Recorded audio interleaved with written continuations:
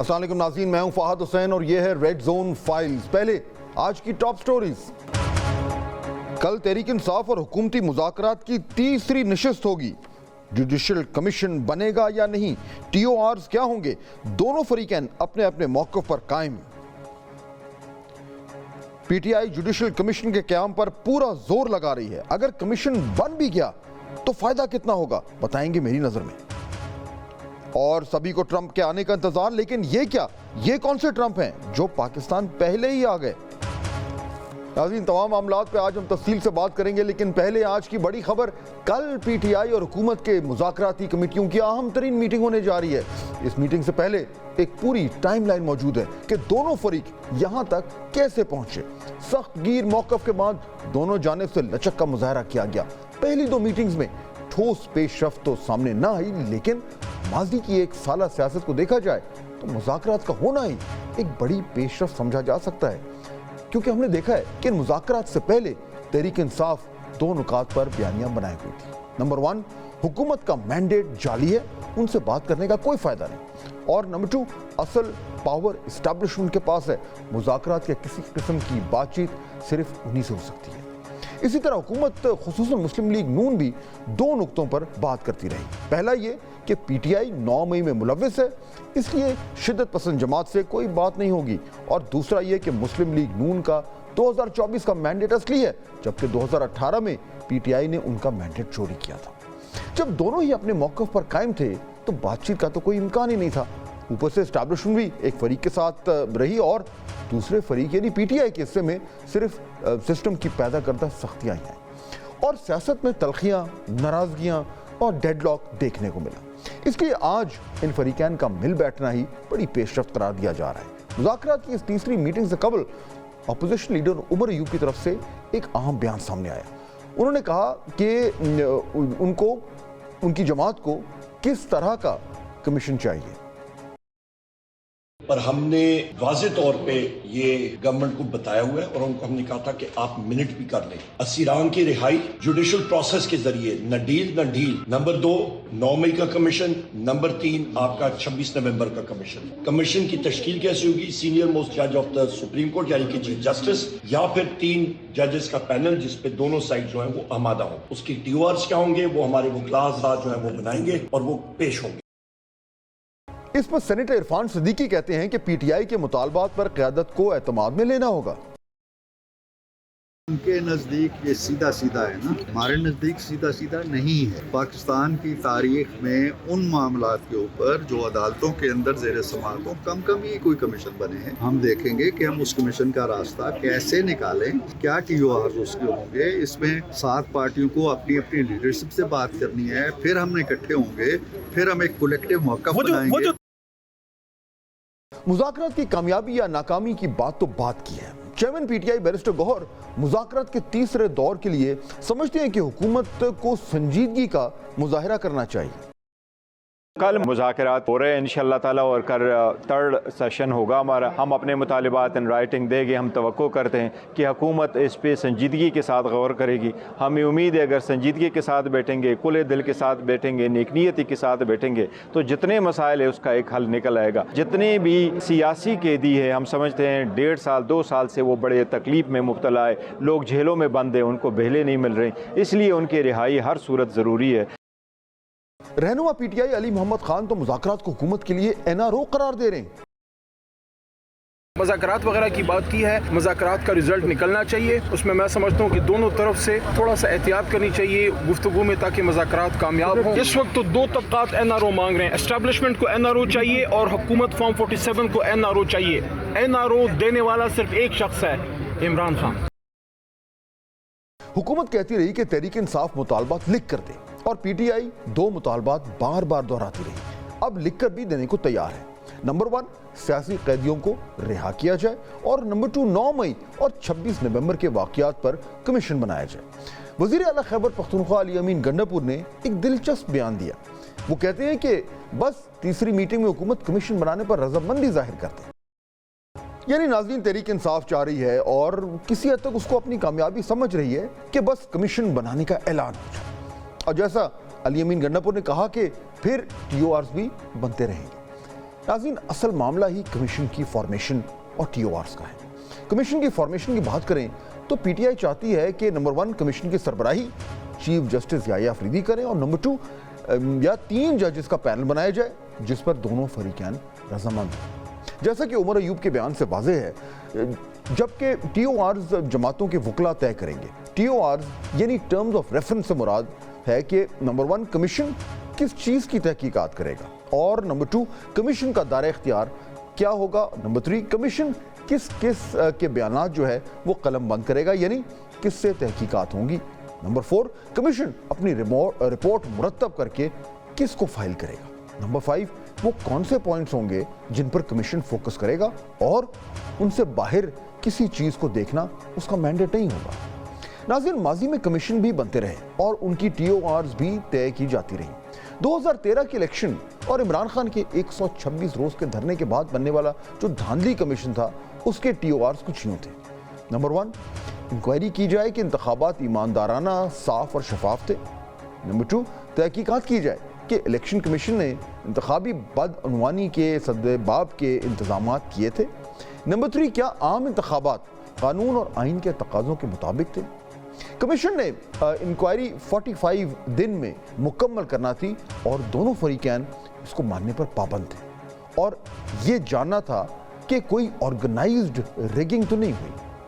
नाज़रीन, एक तरफ मुज़ाकरात का तीसरा दौर होने जा रहा है तो दूसरी जानिब कौमी असम्बली और सेनेट के इजलासों में फरीकैन के दरमियान गर्मा गर्म बहस और तकरार भी जारी है। अब मुज़ाकराती कमेटियां कल बैठेंगी और PTI के मुतालबात पर गौर होगा। अब अगर मुज़ाकराती कमेटियां कमीशन पर राजी हो जाती हैं तो उसके जो TORs हैं वो भी बनने हैं।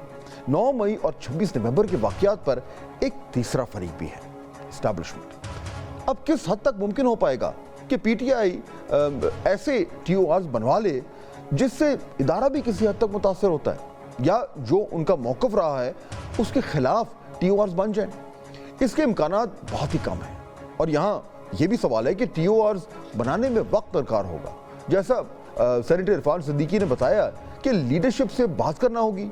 उसका मतलब है अभी मुज़ाकरात के लिए कई राउंड चल सकते हैं जिसमें फरीकैन अपने जो TORs हैं वो पेश करें जिस पर दूसरा फरीक गौर करे और जब TORs तय हो जाएं तो कहीं जाकर कमीशन का क़याम जो है वो अमल में लाया जाएगा। मुज़ाकरात हो तो ज़रूर रहे हैं लेकिन इस प्रोसेस में अभी काफ़ी वक्त लग सकता है। नाज़रीन, आगे चलकर आपको बताएंगे कि मेरी नज़र में PTI और हुकूमत के दरमियान टेस्ट मैच कितना तवील चलेगा, लेकिन पहले बात करते हैं आज के मेहमान से। तो नाज़रीन, जिस तरह अभी हम बात कर रहे थे कि मुज़ाकरात का तीसरा राउंड कल शुरू होने वाला है और उससे बहुत सारी उम्मीदें भी जुड़ी हुई हैं लेकिन तवक्कुआत कुछ बहुत ज़्यादा नहीं है क्योंकि devil is in the detail. तो क्या मामला जो हैं वो एक्चुअली खुश उसलूबी से कुछ आगे बढ़ सकते हैं या पॉलिटिकल टेम्परेचर जो है वो अभी इतनी आसानी से नीचे नहीं आएगा। शाहिद खाकान अब्बासी साहब हमें ज्वाइन कर रहे हैं, अवाम पाकिस्तान पार्टी के सरबराह हैं, साबिक वज़ीर आज़म पाकिस्तान है। शाहिद साहब अस्सलाम वालेकुम। जी वालेकुम। अच्छा शाहिद साहब, आज इमरान खान साहब ने भी जो है वो जेल में कुछ लोगों से बात की है तो उससे जो इन्फॉर्मेशन बाहर आ रही है उसमें एक तो उन्होंने ये कहा कि जो फरवरी 8 है उसको वो यौम स्याह मनाएंगे और वहाँ पे जो है वो एहतजाज होगा हर तरफ और कुछ और भी उन्होंने बातें की। लेकिन उसमें एक बात उन्होंने ये भी की कि शाहिद अब्बासी साहब को जो है वो उससे मुशावरत रहे और आपको वो लूप में रखा जाए। तो ये बाकायदा तौर पर आप तक भी ये डायरेक्ट मैसेज भी आया है? नहीं, मेरे पास कोई ऐसी बात नहीं है, ना मेरा कोई कांटेक्ट है PTI से। ये अभी आपने पहली दफ़ा बात बताई है। बहरहाल ये मुज़ाकरात जो हैं ये मुझे कोई फ्रूटफुल नज़र नहीं आते, कोई नतीजा नज़र नहीं आता क्योंकि ना कोई एजेंडा है और ना ही मैं समझता हूँ दोनों मुज़ाकराती टीमें जो हैं वो फैसला करने का इख्तियार रखती हैं।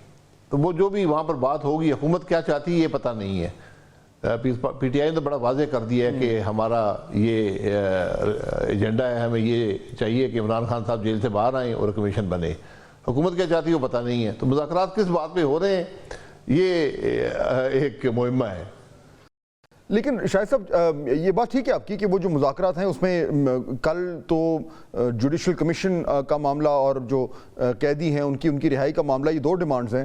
کمیشن کا معاملہ جو ہے وہ زیادہ جس پہ زور دیا جا رہا ہے، میں اس پہ آتا ہوں. لیکن یہ جو میں پہلے بات کر رہا تھا آپ کے لیے بھی سرپرائز ہے، جو مجھے سمجھ آ رہی ہے شاہد صاحب وہ یہ کہ عمران خان صاحب شاید یہ چاہ رہے ہیں کہ جو دیگر سینئر سیاسی شخصیات ہیں بشمول آپ کے، ان سے ذرا کچھ آؤٹ ریچ کی جائے، ان کو انگیج کیا جائے، کیونکہ بار بار ان پہ یہ بھی تنقید آ رہی تھی کہ پی ٹی آئی بالکل سولو فلائٹ کرتے ہیں اور کوئی الائنس نہیں بناتے. تو اگر اس طرف سے پی ٹی آئی کی طرف سے باقاعدہ طور پر جو ہے آپ سے رابطہ ہوتا ہے اور آپ کو ساتھ ملانے کی یا انگیج کرنے کی کوشش کی جاتی ہے as part of the opposition, تو اس پہ آپ کا کیا موقف ہوگا؟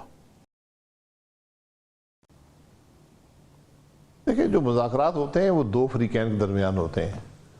تو اگر کوئی اور شامل ہوتا ہے، اگر آپ میری بات کرتے ہیں یا کسی اور شخص کی بات کرتے ہیں، تو وہ دوسرے فریق کو اس کو قبول کرنا پڑے گا. ایک فریق یہ نہیں کہہ سکتا کہ یہ ہم ان کو شامل کریں گے. مجھ سے تو نہ کوئی رابطہ ہے، نہ اس میں میرا کوئی اس وقت کوئی رول ہے.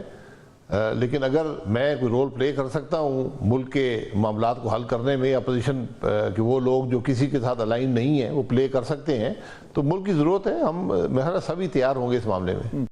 وہ جو رول کی بات ہو رہی تھی شاہد صاحب، لاسٹ ٹائم آپ بھی جب ہمارے شو پہ تھے تو آپ نے بھی ذکر کیا تھا کہ کچھ جو سینئر سیاستدان ہیں وہ آپس میں مل رہے ہیں اور وہ کوشش کر رہے ہیں کہ کسی طریقے سے تمام جو فریق ہیں ان کو قریب لایا جائے. اس میں آپ نے چند ایک لوگوں کا ذکر بھی کیا تھا، چودھری نثار صاحب کا ذکر بھی کیا تھا، اچکزئی صاحب کا بھی. اس پہ کوئی پیش رفت ہوئی ہے؟ نہیں، اس میں پیش رفت ہونی چاہیے تھی لیکن ہوئی نہیں ہے، کیونکہ مذاکرات حکومت اور اپوزیشن کے شروع ہو گئے. تو جب تک یہ چل رہے ہیں تو میرا خیال ہے کوئی اور انیشیٹو اس وقت اتنا فائدہ مند نہیں ہوگا. جب یہ مذاکرات طے ہو گئے کہ ایک طرف کس طرف جاتے ہیں، یہ اونٹ کس کروٹ بیٹھتا ہے، تو اس کے بعد میرا خیال ہے کہ جو بھی لوگ نہ حکومت سے الائنڈ ہیں نہ اپوزیشن سے الائنڈ ہیں، پارلیمان میں ہوں یا نہ ہوں، ان کو ایک رول پلے کرنا چاہیے معاملات کو حل کرنے میں. یہ جو معاملہ فریقین کے درمیان ان کے معاملات کے حل کے لیے نہیں بلکہ ملک کے معاملات کے حل کے لیے. شاہد صاحب، آپ یہ کہہ رہے ہیں کہ آپ کو بہت امید ان سے یعنی نہیں جڑی ہوئی ان مذاکرات سے، لیکن جوڈیشل کمیشن کے حوالے سے کچھ پیش رفت ہو سکتی ہے؟ کیونکہ دیکھیے اس میں شروع میں تو دو ہی چیزیں ہوں گی نا، یا تو یہ کہ جی جج کون ہوں گے اس کمیشن کا جو اس کو لیڈ کریں گے، اور دوسرا یہ کہ ٹی او آرز کیا ہوں گے. اب ان دونوں معاملات میں حکومت نے اپنے پتے جو ہیں وہ نہیں دکھائے، لیکن آپ کو لگتا ہے کہ اس کمیشن کے حوالے سے حکومت کچھ فلیکسیبلٹی دکھا سکتی ہے؟ اور اگر وہ دکھاتی ہے تو یہ کمیشن کس طریقے سے فارم ہو سکتا ہے؟ دیکھیں، کمیشن جو ہے یہ فارم ہوگا، یہ جوڈیشل کمیشن نہیں ہوگا، یہ کمیشنز ایکٹ کے تحت 2017 کمیشنز ایکٹ 2017 کے تحت کمیشن فارم ہوگا. اور یہ کس معاملات پر ہوگا وہ بھی آپ کو ڈیفائن کرنا پڑے گا. اس ایکٹ میں بڑا واضح ہے کہ کمیشن بنانے کا طریقہ کیا ہے، اس کی اتھارٹی کیا ہوگی، اس کے ٹی او آرز کیا ہوں گے، یہ سب اس کے اندر بڑا ویل اسٹیبلشڈ ہے اس لاء کے اندر. تو اس کے تحت بنا لیں اور معاملے کو آگے بڑھائیں. لیکن میرا نہیں خیال کہ حکومت شاید یہ اختیار رکھتی ہے کہ کمیشن بنا سکے. اس کی کیا مراد ہے کہ آپ کے خیال میں اسٹیبلشمنٹ اس کو سپورٹ نہیں کرے گی؟ نہیں، میرا نہیں خیال کوئی بھی سپورٹ کرے گا. دیکھیں، آج ایک ڈکلیئرڈ ہائیبریڈ پلس حکومت ہے، جو الیکشن میں ہوا وہ سب جانتے ہیں. تو حکومت کا اپنا مینڈیٹ ہے نہیں، اس لیے ان کے لیے بہت مشکل ہوگا کمیشن بنا کر وہاں سے. وہ کمیشن بھی ایک وہی بن جائے گا جو ہمارا، اور پھر اس پر ہمیشہ تنقید رہے گی. کمیشن کا بڑا اسپیسیفک پرپز ہونا چاہیے کہ اگر آپ نے مئی 9 میں بنانا ہے یا نومبر 26 میں بنانا ہے یا جو بھی کرنا ہے، اس کو اسپیسیفک ٹاسک دے کر ایک ٹائم فریم دیں اور سب لوگ اس سامنے پیش ہوں اور معاملات کو آگے بڑھائیں. لیکن کمیشن جو ہے وہ پرپزفل ہونا چاہیے. تو اگر وہ ٹی او آرز میں وہ چیزیں جو پرپزفل جس کا آپ ذکر کر رہے ہیں، اگر وہ ٹی او آرز میں ڈل جائیں تو وہ ہو بھی سکتا ہے. لیکن جو مجھے سمجھ آ رہی ہے، آپ یہ کہہ رہے ہیں کہ گورنمنٹ کا اس میں انٹرسٹ نہیں ہے، کیونکہ اگر وہ کمیشن بنے گا اور وہ مئی 9 پہ بنے گا تو پھر وہ کیا یہ انویسٹیگیٹ کرے گا کہ جی پاکستان تحریک انصاف مئی 9 میں انوالو تھی یا نہیں تھی؟ کیونکہ جب یہ انویسٹیگیشن ہوگی اور ہر طرف سے اس پہ باتیں ہوں گی تو جو ایک بیانیہ بنا ہوا ہے مئی 9 کے حوالے سے، پھر وہ تو چیلنج ہونا شروع ہو جائے گا. تو آپ کا کہنے کا مطلب یہ ہے کہ یہ اس طرح کا کمیشن ان معاملات پہ سوٹ نہیں کرتا گورنمنٹ کو بھی اور اسٹیبلشمنٹ کو بھی؟ جی گورنمنٹ کو سوٹ نہیں کرتا، اس میں بات بالکل درست بات ہے، کیونکہ مئی 9 کے جو معاملات ہیں وہ تو آپ سزا دے چکے ہیں، آپ ملٹری کورٹ سے بھی سزا ہو گئی ہے کچھ لوگوں کو، اور کچھ لوگوں کو سیولین کورٹ سے بھی ہوئی ہے یا ٹرائلز ہو رہے ہیں، اور کچھ لوگ ان کو معاف بھی کر دیا گیا ہے، تو وہ تو معاملہ اپنی جگہ پر ایک قسم کا سیٹلڈ ہی سمجھے نا۔ اب اس میں کمیشن آ کر کیا کرے گا؟ وہ تو کورٹ کے ڈیسیجن کو یا جو اپیل کا پروسیس ہے اس کو اوور رول تو نہیں کر سکتا۔ تو جو نومبر 26 کا کمیشن بنائیں گے تو وہ تو پورا حکومت کے خلاف جائے گا، کیونکہ وہ تو معاملہ حکومت کا ہے کہ گولی تو مظاہرین نے نہیں چلائی نا، وہ تو حکومت نے چلائی ہے۔ تو کمیشن یہی اسٹیبلش کرے گا کہ گولی کیوں چلی ہے، کیسے چلی ہے، کیا اتھارٹی تھی، کیا حالات تھے۔ یہ ایک حکومت جس کا مینڈیٹ نہ ہو اس کے لیے بہت مشکل کام ہوتا ہے۔ تو اگر یہ دونوں کام نہیں ہو سکتے شاہد صاحب، تو پھر یہ جو اگلی ملاقات ہوگی کل جو ہونے جا رہی ہے، اس میں اس کے بعد پھر کوئی ٹھوس پیش رفت کی توقع تو نہیں کی جا سکتی؟ کل ظاہر بات ہے گورنمنٹ یہ مطالبات جو وہ پی ٹی آئی دے رہی ہے وہ یہ زیادہ امکان یہ کہ وہ کل وہ لیں گے، وہ کہیں گے اچھا جی ٹھیک ہے ہم اپنے قیادت سے مشاورت کرتے ہیں، پھر ہم واپس آئیں گے اور آپ سے بات کریں گے، تو معاملہ ایک دو تاریخوں پر لٹک جائے۔ لیکن الٹیمیٹلی کیا واقعی میں یہ بات آپ کو درست لگتی ہے کہ سب 20 تاریخ کا انتظار کر رہے ہیں؟ جی یہ بھی بات چل رہی ہے کہ لوگ انتظار کر رہے ہیں کہ جج اپوائنٹ ہو جائیں تو اپیل کا پروسیس نہ ہو سکے، اور وہاں جو دوسرا فیصلہ آ رہا ہے یہ جو $190 ملین والا، اور میرا زیادہ یہ ہے کہ یہ سارے مذاکرات، یہ حکومت بھی یہ دکھانا چاہتی ہے کہ ہم مذاکرات کر رہے ہیں، اور اپوزیشن بھی چاہتی ہے کہ ہم یہ نظر نہ آئے کہ ہم کوئی بڑے بیلیجرنٹ ہیں، ہم مذاکرات میں حصہ نہیں لیتے، وہ بھی دکھانا چاہتے ہیں دنیا کو کہ جی ہم مذاکرات کر رہے ہیں۔ لیکن میں وہ 20 آپٹکس کے لیے کام کر رہے ہیں، میرا نہیں خیال کوئی سنسیریٹی۔ جی بہت کچھ ہو رہا ہے، جی ججز اپوائنٹ ہو رہے ہیں، وہ ڈونلڈ ٹرمپ صاحب بھی آ رہے ہیں، لیکن میرا نہیں خیال کہ وہ پہلے دن ہی پاکستان پہ کوئی ان کا اتنا بڑا انٹرسٹ ہوگا۔ اور یہ بات یاد رکھیں کہ جو دوسرے ممالک ہوتے ہیں وہ ان معاملات کو استعمال کرتے ہیں اپنے انٹرسٹ کو آگے بڑھانے کے لیے، جو ان کے دو طرفہ تعلقات یا پاکستان سے جو ایشوز ہوتے ہیں وہ اس قسم کی ہیومن رائٹس کے ایشوز بنا کر آپ کے خلاف استعمال کرتے ہیں، یعنی اسٹیٹ کے خلاف استعمال ہوتے ہیں۔ تو ہمیں بڑا کیئرفل رہنا چاہیے، اپوزیشن کو بھی حکومت کو بھی، کہ کس طرح ہم ان معاملات کو ڈیل کرتے ہیں۔ تو اگر پاکستان تحریک انصاف جو ہے اس نے اپنی بہت ساری امیدیں جوڑی بھی ہیں کہ امریکہ سے کے پریشر سے ان کو کچھ ریلیف ملے گا، تو آپ کے خیال میں یہ they are setting themselves up for ڈس اپوائنٹمنٹ؟ دیکھیں ریلیف کیا مل سکتا ہے؟ ایک دوسرا ملک آپ کے معاملات میں کیا انٹرفیئر کرے گا؟ وہ یہ کہیں گے جی ہیومن رائٹس وائلیشن ہو گئی ہیں، تو کیا ہمارا اپنا ایک نظام ہے، یہ پہلے بھی اس قسم کی چیزیں ہوئی ہیں، وہ کیا ریلیف دلوا سکتے ہیں؟ وہ کہیں گے جی ان کو ملک سے باہر بھیج دیں، تو ملک سے باہر عمران خان صاحب جانے پہ تیار ہیں۔ یہ ریلیف ہوتی ہے نا، ماضی میں یہی باتیں ہوتی رہی ہیں، تو یہ تو نہیں کہہ سکتے کہ آپ کے پاس ایویڈنس ہے آپ ٹرائل کر رہے ہیں تو آپ ٹرائل نہ کریں، یہ تو کوئی ملک آپ سے نہیں کہہ سکتا۔ تو وہ اگر کوئی ان پہ اتنا پریشر ہے یا اتنا، تو شاید صاحب based on all of this then finally مجھے یہ بتائیں کہ اب یہ مذاکرات کا معاملہ شروع ہو رہا ہے، آپ نے اس پہ بھی کہا کہ زیادہ اس سے توقعات نہیں ہیں، باقی ڈیولپمنٹس بھی ہو رہی ہیں، یہ ججز کی اپوائنٹمنٹ بھی ہو رہی ہے، 8 فروری آ رہا ہے، عمران خان صاحب نے کہا ہے کہ احتجاج بھی ہونا ہے، تو ان تمام چیزوں کو سامنے رکھتے ہوئے آپ کو ملک میں جو سیاسی اس وقت ایک تناؤ کا صورتحال ہے، جو ایک سیاسی ٹیمپریچر اونچا ہوا ہے، آپ کو یہ کم ہوتا نظر آ رہا ہے یا یہ ایسا ہی رہے گا؟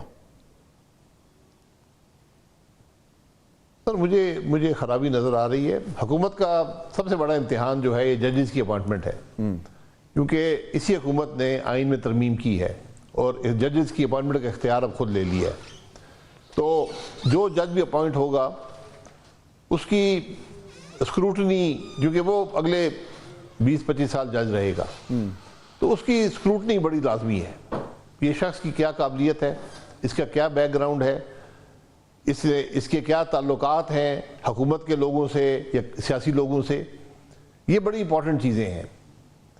تو اگر ججز کی اپوائنٹمنٹ ٹھیک نہیں ہوگی تو پھر یہ عدل کا نظام تو بالکل نہیں چل سکے گا۔ میں ایک گزارش ضرور کروں گا کہ اگر آپ نے اس نظام کو درست کرنا ہے تو جو لوگ آج کنسیڈر کیے جا رہے ہیں ان سب کے نام جو ہیں اور ان کا ریکارڈ جو ہے وہ عوام کے سامنے رکھا جائے، تاکہ اس ملک کے عوام کو پتہ ہو کہ جو جج بن رہے ہیں وہ کون لوگ ہیں، ان کا بیک گراؤنڈ کیا ہے، کیا انہوں نے ٹیکس ادا کیا ہے یا نہیں کیا ہے تو کتنا کیا ہے، ان کی کیا اکمپلشمنٹس ہیں کہ وہ جج بننے کے قابل ہوئے ہیں, ان کے کسی سیاسی شخص یا جماعت سے تعلق تو نہیں ہے. یہ بڑی امپورٹنٹ چیزیں ہیں. اگر یہ آپ نہیں پبلک ڈسکلوجر کریں گے تو سارا جوڈیشل جو نظام ہے یہ کویسچن میں آ جائے گا. شاہد خاقان بھائی صاحب بہت شکریہ. میں جوائن کا ناظرین امپورٹنٹ پوائنٹ ہے جو ہم نے دے رہے تھے کہ ججز کی اپوائنٹمنٹ جو ہونے جا رہی ہے اس میں ٹرانسپیرنسی شفافیت جتنی زیادہ ہوگی ظاہر بات ہے اتنا زیادہ جو ہے اس پہ اعتماد بڑھے گا, کیونکہ اس وقت جو سیاسی تناؤ کا میں ذکر کر رہا تھا اس میں یہ جو جوڈیشل اپوائنٹمنٹس ہیں اس کے حوالے سے بھی بہت ساری باتیں ہو رہی ہیں. صورتحال کچھ یوں ہے کہ صبح مذاکرات شروع ہونے جا رہے ہیں جس پہ ابھی ہم نے تفصیل سے بات کی. ان میں سے کیا نکل سکتا ہے اور کیا نہیں, ذرا اب سنیے میری نظر سے.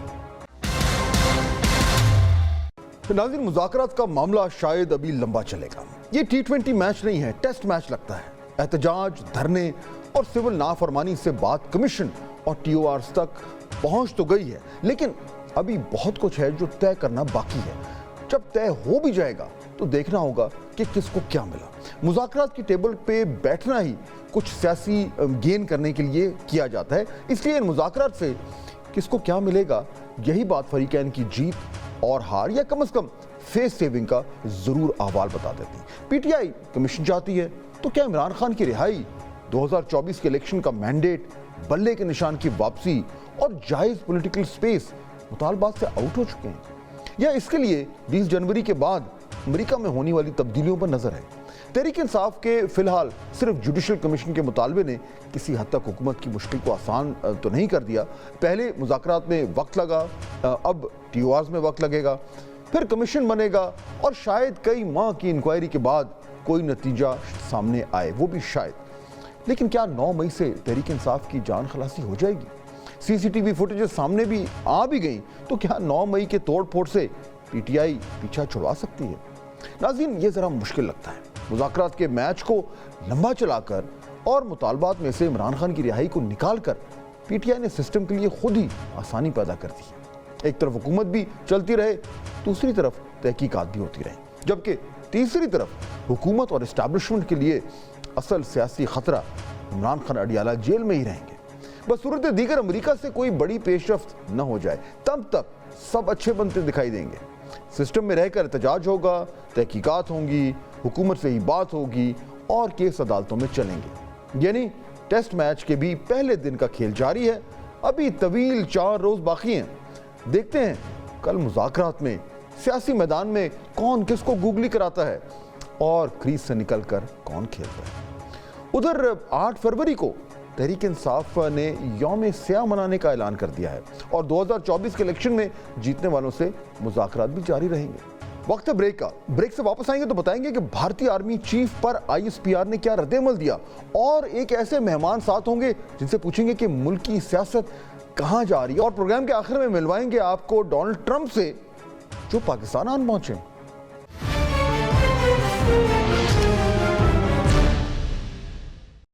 ناظرین, بریک کے بعد خوش آمدید. گفتگو ہو رہی ہے کمیشن کی, گفتگو ہو رہی ہے مذاکرات کے حوالے سے, گفتگو ہو رہی ہے کہ اس وقت کون سی جماعت کن وجوہات کی بنا پر یہ مذاکرات کرنا چاہ رہی ہے. ذرا تھوڑا مزید اس پہ بات کرتے ہیں, تشریح کرتے ہیں اور سمجھتے ہیں کہ کل سے جو یہ سلسلہ شروع ہو رہا ہے جس پہ ابھی شاید عباسی صاحب کہہ رہے تھے کہ ان کی تو زیادہ توقعات نہیں ہیں, لیکن کیا اس سے کسی ایک جماعت کو دوسرے کے مقابلے میں کچھ زیادہ فائدہ ہو سکتا ہے, یا دونوں سائڈ جو ہیں وہ صرف دکھاوے کے لیے کام کریں؟ ہمیں جوائن کر رہے ہیں جناب محمد زبیر صاحب, سینئر سیاستدان ہیں, سابق گورنر سندھ ہیں. جی زبیر صاحب السلام علیکم.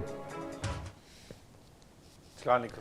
اچھا زبیر صاحب, کل یہ شروع ہو رہے ہیں مذاکرات اور دونوں طرف سے جو ہے وہ ایک کوشس آپٹمزم جو ہے وہ نظر آ رہا ہے, لیکن جتنے بھی انڈیپینڈنٹ آبزرورز ہیں ان کو یعنی مشکل ہی لگ رہا ہے کہ اس میں سے کوئی ٹھوس چیز نکلے.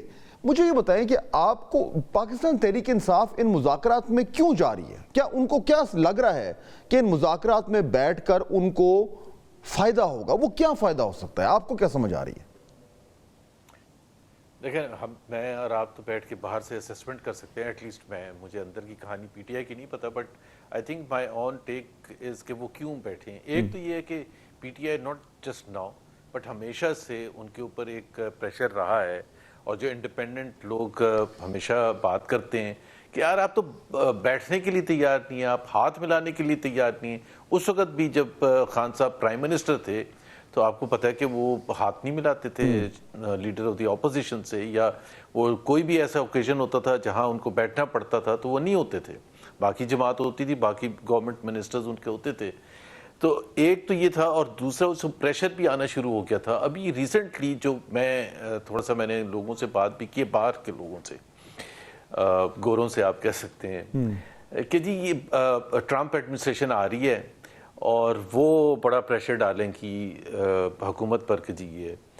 تو وہاں سے بھی ایک پوائنٹ آف ویو جو that has gone out there کہ یہ جماعت تو بیٹھنے کے لیے تیار نہیں, تو کس چیز کی ہم ان سے بات کریں. اچھا, اگر یہ سارا کچھ کرنا چاہ رہے ہیں تو پھر اس کا انٹینڈڈ آڈینس کون ہے؟ کیا یہ اپنے ووٹر کو دکھانا چاہ رہے ہیں؟ کیا یہ اسٹیبلشمنٹ کو یہ کہنا چاہ رہے ہیں؟ کیا یہ آنے والی ٹرمپ انتظامیہ کو کہنا چاہ رہے ہیں؟ اس اسٹریٹجی کا انٹینڈڈ آڈینس کون ہے آپ کے خیال میں؟ انٹینڈڈ آڈینس ورکرز تو نہیں ہے, بیکاز ورکرز جو سپورٹرز ہیں ان کے لاکھوں ہیں, ظاہر ہے ملینز میں ہیں. میرا نہیں خیال ہے کوئی اس سے پی ٹی آئی کے جو نیریٹو ہے اس میں ان کو کوئی ایسی پازیٹیو چیز نظر آتی ہے. وہ تو چاہتے ہی ہیں, ان کو ٹرین ہی ایسا کیا گیا کہ یہ حکومت کے ساتھ بالکل بیٹھنا جو ہے ایک غیر اخلاقی چیز ہے, یہ اس کے پاس تو مینڈیٹ نہیں ہے, ویسے بھی چور ہیں, سو ورکرز کے لیے تو نہیں ہے. ہاں اسٹیبلشمنٹ کے لیے ڈیفینیٹلی ہے, دیٹس این انٹینڈڈ آڈینس. اور دوسرا ٹرمپ ایڈمنسٹریشن یا دوسری جو باہر کی جو بھی قوتیں ہیں ان کے لیے ضرور ہے کہ جی دیکھیں ہم نے ٹرائی کیا تھا.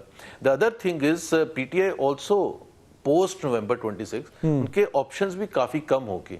ایک چیز ان کو نظر آ گئی کہ street agitation is no more an option to topple this government, something جو کہ ہمیشہ سے وہ سمجھتے تھے کہ چونکہ ان کے پاس بہت سپورٹ ہے اور وہ باہر لے کے آ جائیں گے.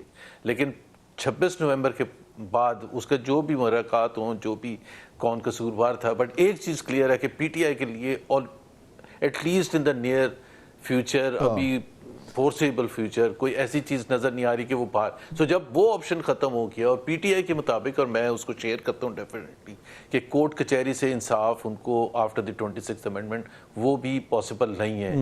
وہ جو لاجک ہے جس کی آپ بات کر رہے ہیں, اور میں بہت حد تک اس اتفاق بھی کرتا ہوں, اس میں وہ ایک پوزیشن آف اسٹرینتھ سے نہیں جا رہے ان مذاکرات میں, لیک آف آپشنز کی وجہ سے جا رہے ہیں, اور گورنمنٹ اور اسٹیبلشمنٹ کو یہ اچھی طرح معلوم ہے کہ ان کے پاس کوئی آپشن نہیں ہے. تو پیچھے یعنی پھر تو پیچھے صرف ڈونلڈ ٹرمپ کا کو پریشر ہی رہ گیا, اس کے علاوہ تو جتنے تیر تھے سب چلا دیے پی ٹی آئی نے,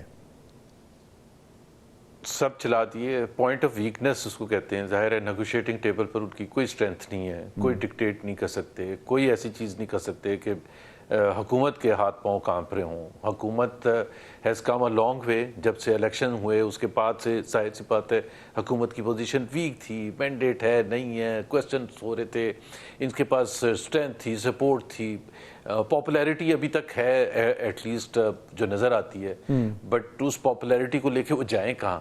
الیکشن کمیشن نہیں جا سکتے, ٹریبیونلز نہیں جا سکتے. سو بالکل پوائنٹ آف ویکنس ہے. اور میرا خیال ہے یہ وہ سچویشن ہے جو اپریل 2022 کے بعد پہلی دفعہ آئی ہے. اگر ہم میجر کریں پولیٹیکل اسٹرینتھ, تو یہ جو اس وقت آج کا دن ہے یہ پی ٹی آئی کے لیے پچھلے کئی سالوں سے لوسٹ پوائنٹ ہے in terms of their political wait.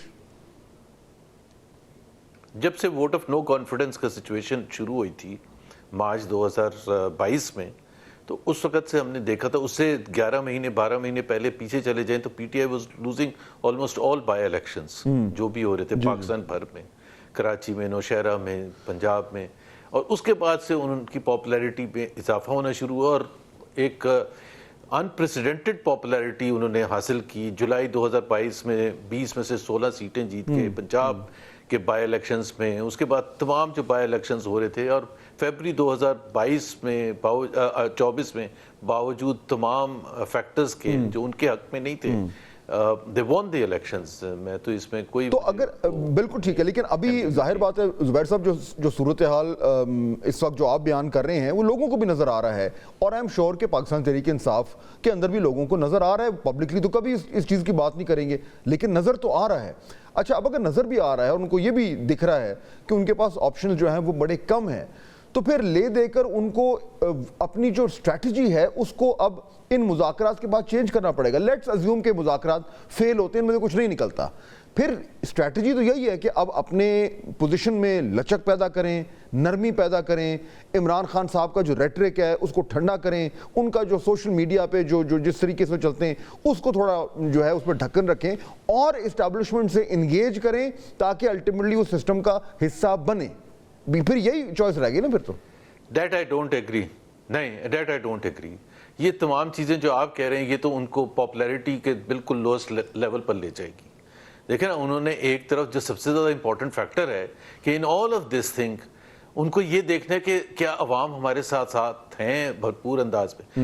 تھوڑی سی بھی نرمی انہوں نے شو کی اپنے ریٹورک میں. عمران خان کی طرف سے, ان کی سٹیٹمنٹس کی طرف سے بہت اعتراض ہوتا ہے کہ جی ان کے جو ٹویٹ آتے ہیں وہ اتنے سخت ہوتے ہیں. اگر ان کے ٹویٹ نرم آنے شروع ہو گئے, اگر ان کے لیڈرشپ کا بالکل اسٹریٹجی چینج ہوگی کہ جی اب ہم انگیج کریں, نظر آئیں اچھے بچے بن کے, then they are gone. Okay. And I think یہ تو بہت ہی پور اسٹریٹجی ہوگی. تو پھر جو کر رہے ہیں وہی کرتے رہیں. not much options.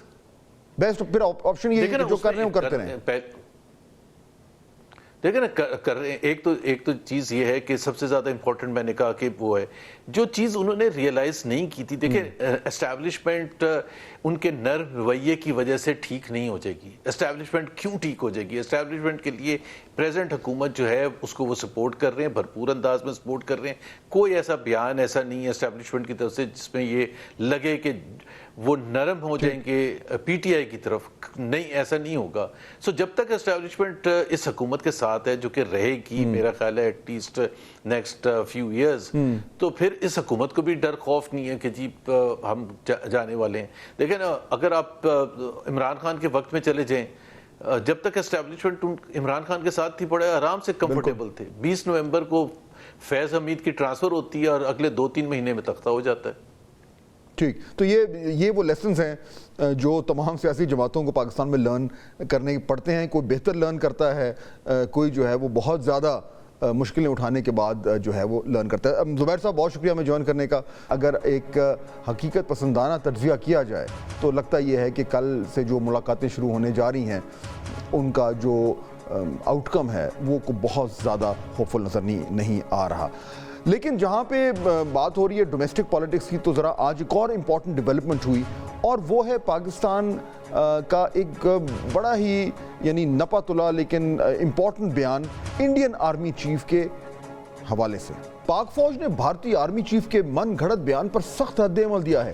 ISPR کے مطابق بھارتی آرمی چیف کا پاکستان کو دہشت گردی کا مرکز قرار دینا حقائق کے منافی ہے. یہ بیان بھارت کے پٹے ہوئے موقف کی مردہ گھوڑے میں جان ڈالنے کی ناکام مشق ہے. بیان کے مطابق پاکستان پر دہشت گردی کی سرپرستی کا الزام بھارتی دوغلاپن ظاہر کرتا ہے. انڈین آرمی چیف کے ریمارکس بھارت کے مقبوضہ کشمیر میں بربریت سے توجہ ہٹانے کی ایک کوشش ہے. ایسے سیاسی اور غلط بیانات بھارتی فوج کو سیاست زدہ سوچ کی عکاسی کرتے ہیں. بیان کے مطابق پاکستان ایسے بے بنیاد بیانات کو سختی سے مسترد کرتا ہے. ترجمان پاک فوج کے مطابق دنیا بھارت کے نفرت انگیز جلسوں کی گواہ ہے جس میں مسلمانوں کے قتل عام پر اکسایا گیا. بھارت میں اقلیتوں پر ظلم اور نفرت انگیز بیانیے عالمی برادری سمیت سب پر عیاں ہیں. بھارتی فوجی افسر پاکستان میں دہشت گردی کرتے ہوئے رنگے ہاتھوں گرفتار ہوئے ہیں, اور بیان یہ کہتا ہے کہ بھارتی پروپیگنڈا کشمیریوں کے عزم کو کمزور نہیں کر سکتا. بھارتی فوج کے اقدامات انسانی حقوق کی کھلی خلاف ورزی ہیں. ناظرین, جو بڑے سیاسی ایشوز ہیں ان پر تو ہم نے بات کی, بڑی تفصیل سے بات کی, کمیشن اور مذاکرات اور اس سے جڑے ہوئے تمام تر جو معاملات ہیں, لیکن ملک میں اور بھی بہت کچھ ہو رہا ہے. تو آج ذرا اہم خبروں پہ نظر ڈالتے ہیں. خبر خلاصہ, سویلینز کے ملٹری ٹرائلز پر آج پھر تکنیکی سوالات اٹھائے گئے. سپریم کورٹ کے آئینی بینچ میں شامل جسٹس جمال مندوخیل نے ریمارکس دیے کہ APS حملے کے وقت گٹھ جوڑ موجود تھا تو فوجی عدالت میں ٹرائل کیوں نہیں ہوا. ہر جرم کرنے والے کی نیت کو بھی دیکھ سکتے ہیں کہ جرم کا مقصد ملکی مفاد کے خلاف تھا. حکومت نے شہریوں کو ایندھن سے الیکٹرک گاڑیوں پر منتقل کرنے کے لیے بڑا اعلان کر دیا ہے. وزیر توانائی اویس لغاری کے مطابق چارجنگ سٹیشنز کے کاروبار کی حوصلہ افزائی کے لیے حکومت بجلی کے ٹیرف میں 45% کمی کرنے جا رہی ہے. یہ اچھی خبر ہے. ادھر بلاول بھٹو زرداری کو ڈونلڈ ٹرمپ کی تقریب حلف برداری میں شرکت کی دعوت ملی ہے۔ پیپلز پارٹی کے چیئرمین جلد امریکہ روانہ ہوں گے۔ پارٹی کے مطابق بلاول بھٹو کو دعوت نامہ ذاتی حیثیت میں بھجوایا گیا ہے۔ ظاہر بات ہے اس کے بعد جو ہے وہ پاکستان پیپلز پارٹی میں ضرور ایک خوشی کی لہر دوڑ گئی ہوگی۔ پی ٹی آئی چیف الیکشن کمشنر کی تقرری کے معاملے پر بھی سرگرم ہو گئی ہے۔ سینیٹر شبلی فراز نے چیئرمین سینٹ اور عمر ایوب نے اسپیکر قومی اسمبلی کو خطوط لکھ دیے ہیں، جن میں چیف الیکشن کمشنر اور ممبران کی تقرری کے لیے پارلیمانی کمیٹی تشکیل دینے کا مطالبہ کیا گیا ہے۔ لیکن اگر آپ ماضی پر نظر ڈالیں تو لگتا نہیں کہ یہ کوئی اتفاق رائے پیدا ہوگا۔ الٹیمیٹلی نئی جو اپوائنٹمنٹ ہے وہ جب بھی ہوگی تو وہ اسی طرح ہوگی جس طرح پہلے ہوتی رہی ہے۔ ملک میں سست انٹرنیٹ پر حکومت نے پھر وضاحت دی ہے۔ وزیر مملکت آئی ٹی شہزاد فاطمہ کے مطابق دنیا کی سب سے بڑی مرین کیبل جو ہے وہ پاکستان آ چکی ہے۔ جلد مسئلہ ہو جائے گا۔ ملک میں 8 سب مرین کیبلز ہیں جن میں سے ایک اپنی لائف پوری کر چکی ہے۔ دعویٰ تو یہ ہے، اصل میں کیا ہوتا ہے اس کے لیے ہمیں انتظار کرنا پڑے گا، but don't keep your hopes too high. ناظرین بریک کا وقت ہو رہا ہے، جب واپس آئیں گے تو نظر ڈالیں گے کہ دنیا میں آج بڑی ڈیولپمنٹس کیا ہوئی ہیں، اور پھر اس کے بعد ڈونلڈ ٹرمپ پاکستان میں after this break.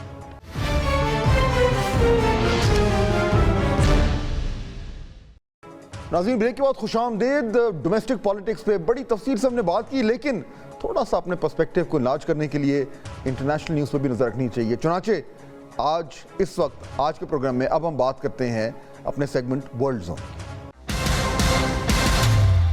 Martial law کے نتائج ہمیشہ ہی بھیانک ہوتے ہیں۔ ایسا ہی خمیازہ جنوبی کوریا کے صدر نے بھگتا ہے، بلکہ انہیں بھگتنا پڑا ہے، جنہیں آج سینکڑوں سیکیورٹی اہلکاروں اور تفتیش کاروں نے دیواریں پھلانگ کر صدارتی رہائش گاہ سے گرفتار کر لیا ہے۔ ڈرامائی انداز میں یہ گرفتاری پچھلے ماہ چند گھنٹے کا مارشل لاء نافذ کرنے پر ہوئی ہے۔ لاس اینجلس میں لگی آگ ہر چیز کو جلا کر راکھ بنانے لگی ہے۔ فائر فائٹرز جو ہے وہ ہیلی کاپٹرز کی مدد سے آگ پر قابو پانے کی کوشش میں مصروف ہیں، مگر تیز ہوائیں مسلسل آگ بھڑکا رہی ہیں۔ اب تک 1 لاکھ سے زیادہ شہری گھر چھوڑ چکے ہیں۔ غزہ جنگ بندی کی کوششیں حتمی مراحل میں داخل، مگر اس کے باوجود اسرائیلی حملے مسلسل جاری ہیں۔ 24 گھنٹوں میں مزید 60 سے زائد فلسطینی شہید کر دیے گئے۔ عرب میڈیا رپورٹ کے مطابق اسرائیلی دھماکہ خیز مواد سے ماہانہ تقریباً 500 بچے عمر بھر کے لیے معذور ہو رہے ہیں۔ جنوبی افریقہ میں سونے کی غیر قانونی کان کنی نے 100 جانیں لے لی۔ مرنے والے افراد کئی ماہ سے 2.5 کلومیٹر گہری کان میں پھنسے ہوئے تھے۔ جب انہیں نکالنے کی کوشش کی گئی تو پتا چلا کہ وہ بھوک اور پیاس کے باعث مر چکے ہیں۔ اور برطانوی شہزادی کیٹ مڈلٹن کینسر کو شکست دینے کے قریب پہنچ گئی ہیں۔ یہ انکشاف انہوں نے لندن کے اس ہسپتال کا دورہ کرنے کے بعد کیا جہاں انہوں نے گزشتہ سال اپنا علاج کرایا۔ ناظرین آج کے پروگرام کا وقت ختم ہو رہا ہے، لیکن حسب معمول جاتے جاتے ڈونلڈ ٹرمپ جب سے الیکشن جیتے ہیں سبھی کو ان کے آنے کا انتظار ہے۔ دنیا کے اخباروں میں خبریں لگیں کہ ٹرمپ کے آنے کے بعد دنیا میں کیا تبدیلیاں آئیں گی، لیکن پاکستانیوں کو اس کا شاید مزید انتظار نہیں کرنا پڑے۔ ایک ڈونلڈ ٹرمپ پاکستان کے شہر ساہیوال میں آ گئے، لیکن نام ان کا ہے سلیم بگا، اور یہ کہیں کہ صدر نہیں کھیر بیچتے ہیں۔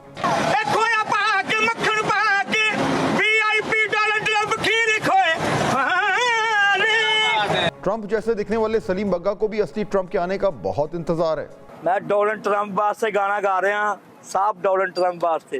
ہونے آ جا دیر نہ لا سجنا، اکھاں تھک گئیاں تک تک را سجنا۔